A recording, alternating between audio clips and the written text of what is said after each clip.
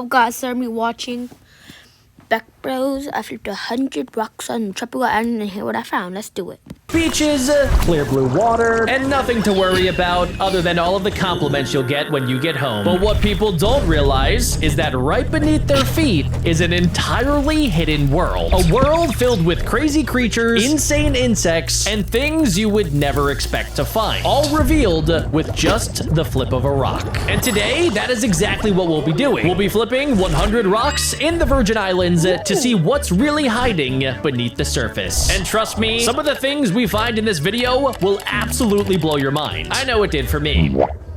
We're starting here at the beginning of the trail, and the deeper we go, the better chance we have of finding the most insane and exotic creatures. But right now, it's time for rock flip number 1. And already, there's something moving underneath. It looks like a baby millipede, but after doing some research, we found out it's actually a woodlouse. These are small crustaceans that live on land and stay under rocks to keep from drying out. And right next to it was a dead spider. The curled legs usually mean it's been dead for a while. R.I.P. little Spidey. I guess that means I don't have to grab my flamethrower. If this is what we're already finding on rock number 1, we're definitely going to see some spiders by the end of today's video. Rock flip number 2. This one didn't really look like much at first, but as we moved closer, we found a fire ant colony. Oh my gosh, there's so many. Since it rained a little earlier, all of the ants were working together to get their eggs and larvae to the surface, so they didn't drown. We zoomed in even closer and realized a lot of these ants had wings on their backs. We've never seen this in person before. What's crazy about these is that a lot of them will be future queens in their own colonies. And since a lot of them are bunched together, they are most likely preparing for a mating flight. That's where colonies release hundreds and sometimes thousands of winged ants at the same time. The male and females meet midair and mate while they actually are flying. After that, the fertilized queens rip off their legs. Nope.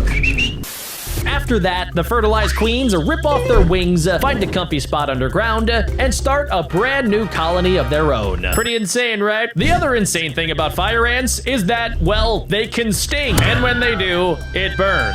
Like, a lot. So we're gonna be flipping this rock back to where it was. I will not be getting stung today. The next couple of rocks didn't have anything, so from this point on, we're only going to show you guys rock flips where we actually find something cool. We don't want to waste your guys' time. No. And sure enough, under the next rock, we actually found something so cool. Or at least we thought it was a rock. It actually ended up being a hermit crab. Big one. We wanted to get a closer look, so Adam volunteered his hand as a display mat. W Adam in the comments. When we were younger, we had some pet hermit crabs. I had a hermit crab in the 3rd grade and it pinched me. Maybe because he smells weird. But either way, he was super duper nervous. I think the hermit crab could probably sense that he was kind of scared. So after a few minutes, both Adam and the Hermie started to calm down and come out of their shells. In the moment, it felt like Adam was having a deep soul bond with this majestic creature. But that theory ended pretty quickly. It turned out Hermie just wanted to go back home. Sorry. I'm so embarrassed to be Kenneth Mejia's dog. The LA Times said Mejia made comments about a staffer's sex life and was imitating sex noises in front of his entire staff. They call him a toxic boss. And he's in charge of the city's money? Do better, babe. Yo, what? It's weird.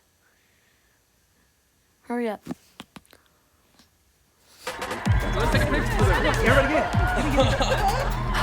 Fit everyone in with iPhone 17 Pro. Steak. Don't worry, Hermie. Your shell is super strong, so that fall didn't affect him at all. It was kind of weird when we found Hermie in the forests. Usually, we only see them on the beaches, so that must mean we're getting close to water. And would you look at that? I was right! Just like always. I'm so smart and super duper cool and, oh wait, this thing's still rolling.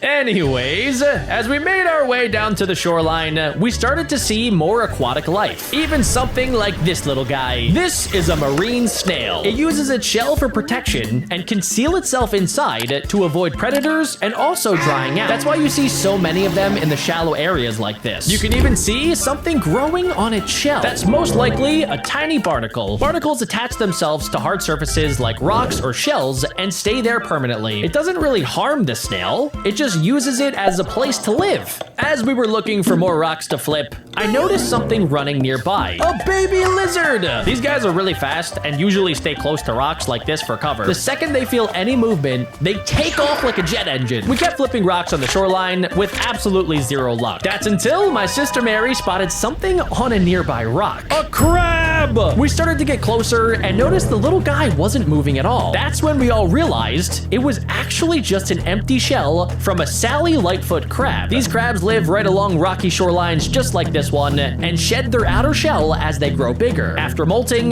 they leave it behind and move on with a new, softer shell that hardens over time. Mother Nature is pretty amazing. We kept walking along the shoreline, flipping every juicy rock that we could get our hands on, but flip after flip, we didn't find anything. That's when Adam spotted something insane. Giant turtles swimming just offshore. We all needed to get a closer look. Good thing I came prepared with my snorkel gear. The turtle was swimming away, so we had to jump in quickly to get a good look. Look at that guy! It felt like we were in a scene in Finding Nemo. Sea turtles like to spend most of their time in shallow water. They feed on things like algae and small marine life. They're super strong swimmers, so we couldn't really keep up with him for long. I'm fast, but not that fast. Bye, Mr. Turtle! Now it's time to get back to the main trail to flip even more rocks. As we were swimming back to the shore, we noticed a weird object anchored to the bottom of the ocean. As we got closer, we spotted a Caribbean reef squid, and it was camouflaging with the background. They can do this by using specialized cells in their skin. After some time, he realized we weren't really a threat, so he changed out of his camouflage colors into something a bit more neutral. This guy also has another really cool ability where he can use his long fins to stay almost perfectly still in the water, kind of like a hummingbird does in the air. Then in an instant, he can turn on jet mode, and he sucks in water and then blasts it through a tube called a siphon. And then just like that, he's gone forever. Bye-bye, Mr. Squid. No, seriously, I can't see it anymore. Is he still around? Maybe he's just using his camouflage.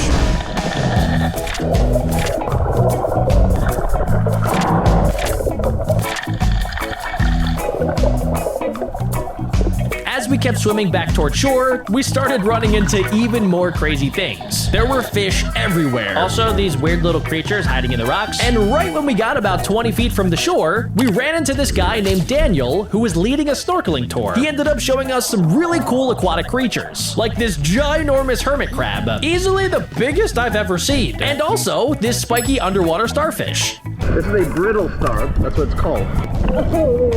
And we reluctantly were able to hold it. It felt super weird. And we even got to hold a sea urchin with massive spikes. I thought these things were poisonous, but luckily Daniel told us that the tiny ones aren't super sharp, but you should still be super careful if you ever see one. We thanked Daniel for the mini tour and started making our way back to shore. But that's when things got really interesting. As we were swimming, we spotted something tucked between the rocks. It looked like it was hiding. Can you guys spot it? It turned out to be an eel. A honeycomb moray eel, to be exact. But most people call it a leopard moray. Leopard moray eels can grow up to 5 feet long. They spend most of their time hiding in crevices just like this. They're actually nocturnal hunters, so during the day, they just chill out in tight spaces and wait for nighttime to go get food. Kinda like me. We tried to get a closer look without scaring it, but as soon as we got within 3 feet, it darted away. Adam wanted a cool shot swimming next to it. So cool, am I right, guys? I wish I could look that cool. Adam was a little nervous that the leopard eel would bite off his thumb, so he kept a safe distance. Even though they look pretty intimidating, honeycomb morays aren't aggressive towards humans, unless they feel threatened. So if you ever see one, don't get too close. Also, that open mouth thing that they do, that's actually just how they breathe. They pump water over their gills, so they aren't prepping an attack, they're actually just breathing. My brother Adam does the same thing. We followed him for a little bit, but we didn't want to scare him, so we said our underwater farewell. Bye-bye, little eel dude. And hello, fish? Out of nowhere, tons of fish started gathering around us. And the craziest part, they weren't even afraid of us. So I had an idea. I wanted to test something out I saw on TikTok.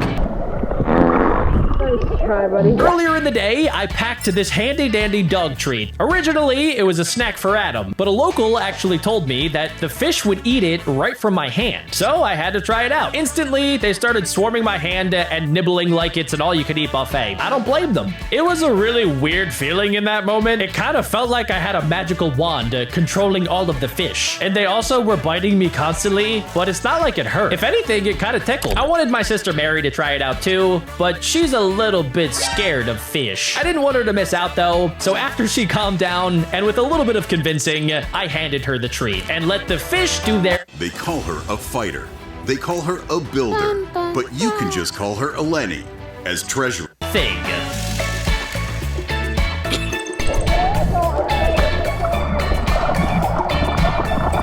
Now that she got her turn, we could finally get out of the water and get back on track. Because up next, we got the best part of the trail. This is where the craziest animals on the entire island are hiding, right under those rocks. And all we have to do is flip them. All right, here we go. First rock flip back on land. And nothing. Are you serious? This happened for a few rocks. Until we flipped over this. Oh my god, get that before. An ant colony! And this time, it looks like Caribbean trapjaw ants. These guys have insanely fast jaws, and they can even use them to launch themselves into the air. After zooming in a little, we found their entire ant nursery. Those white things are actually baby ants, and you can see the workers grabbing them and trying to move them somewhere safe. I think we maybe scared them a little bit. All right, let's cover these back up and let's keep moving. If there's ants out here, that definitely means that there's giant spiders, and all we have to do is find it. At this point, we were down to our last few rock flips, so we had to make them count. We started searching for the juiciest rocks we could find. At least that's what Adam kept saying. I don't know how a rock can be juicy. Things did not go as planned. Rock after rock, we didn't find a thing. We are down to our final rock flip, guys. And we can't end today's video without finding something super cool. That's when Adam found a massive rock, and we all had the same feeling. There had to be something cool under it. God, help. Please help.